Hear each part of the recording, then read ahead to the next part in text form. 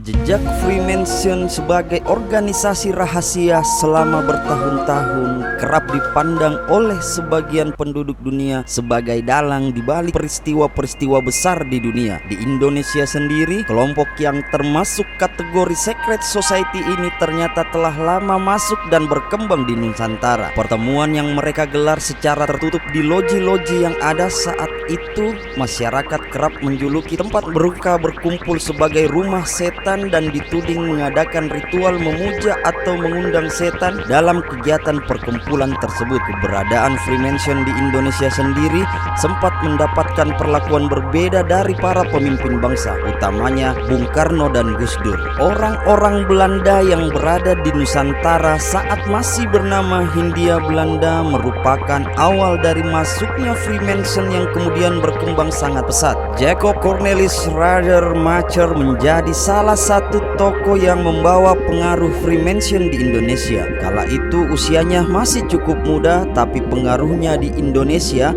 khususnya Batavia, cukup kuat. Jacob yang merupakan anak dari petinggi Freemason Belanda, Johan Cornelis Matthias Radermacher, kemudian mengembangkan organisasi tersebut bersama rekan-rekannya di Indonesia. Di tanah air, kegiatan-kegiatan tersebut dikenal sebagai sebutan Vrijmetselarij di sudut Batavia yang kini dikenal sebagai Jalan Budi Utomo. Dulunya bernama Vrijmetselarweg, dalam bahasa Indonesia berarti Jalan Freemason. Sebagai organisasi eksklusif, tak sembarang orang bisa masuk ke dalam keanggotaan Freemason. Biasanya mereka akan selektif dalam memilih dan menyasar orang-orang yang memiliki kecerdasan secara intelektual. Berdasarkan hal itu, mereka berpotensi untuk masuk menjadi anggota Freemason. Menurut sejarawan Universitas Indonesia mengatakan biasanya dalam merekrut anggota berawal dari sekolah-sekolah. Beberapa guru yang merupakan anggota Freemason akan merekrut murid-muridnya yang berpotensial sebagai anggota bila telah sesuai dengan tujuan Freemason. Seiring berjalannya waktu, saat Soekarno berkuasa, keberadaan Freemason sempat dilarang beredar di Indonesia. Keputusan Presiden nomor 264 tahun 1962, Bung Karno melarang segala bentuk kegiatan mulai dari ritual, penyebaran dan perekrutan anggota yang dilakukan oleh organisasi tersebut. Presiden pertama RI itu juga melarang 6 perkumpulan lainnya, yakni Liga Demokrasi, Rotary Club, Divine Life Society, Moral Rearman Movement,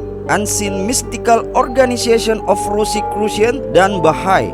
Dalam Freemasonry di Indonesia, Soekarno benar-benar mengusir roh jahat yang berasal dari rumah setan atau loji-loji dengan menandatangani Undang-Undang Komando Militer Tertinggi atau Kepres nomor 26492 yang melarang Freemason di Indonesia. Saat itu pertimbangannya mengacu pada apa yang dianut oleh organisasi itu memiliki dasar dan sumber yang berasal dari luar Indonesia dan tidak selaras dengan kepribadian nasional Nusantara. Saat Indonesia beralih ke pemimpinan di era Gus Dur, gerakan Freemason kembali dilenggengkan dengan keluarnya Kepres nomor 69 tahun 2000. Keputusan Gus Dur membatalkan perintah Soekarno Kepres nomor 264 tahun 1962, sekaligus membolehkan organisasi itu kembali berjalan seperti semula. Dalam tulisan yang berjudul Negara, Hukum ataukah Kekuasaan, menyatakan Kepres dikeluarkannya didasarkan pada peristiwa pelarangan anak-anak penganut Baha'i dalam ujian SMP di Pati, Jawa Tengah. Hal itu juga diperkuat dengan pengakuan mantan juru bicara Gus Dur, Adi Masardi. Saat itu ia sendiri tidak mengetahui secara khusus soal latar belakang penerbitan Kepres